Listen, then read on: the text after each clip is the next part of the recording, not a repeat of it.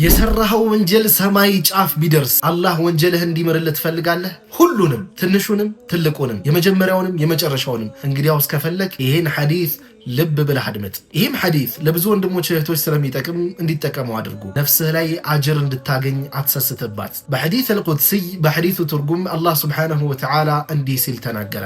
የብነ አደም፣ አንተ የአደም ልጅ ሆይ ወይም አንተ የሰው ልጅ ሆይ ለው በለገት ዙኑቡከ ዐናነ ሰማ፣ ወንጀልህ ሰማይ ጫፍ ቢደርስ። ማን ነው እስቲ ከኛ ውስጥ ወንጀሉ ሰማይ ጫፍ የደረሰ? ላ የለም። ላኪን አላህ ሱብሓነሁ ወተዓላ ራሕመቱ እዝነቱ ሰፊ እንደሆነ ሊነግረን ስለፈለገ ነው። ከዛም ምን አለ? ثم استغفرتني፣ ከዛም ምህረትን ከለመንከኝ ገፈርቱ ለከ፣ ላንተ እምርልሃለው አለ። ያ እኽዋን ወንድም እህቶቼ፣ ላ ተቅነጡ ሚን ረሕመቲላህ፣ ከአላህ እዝነት ተስፋ አትቁረጡ።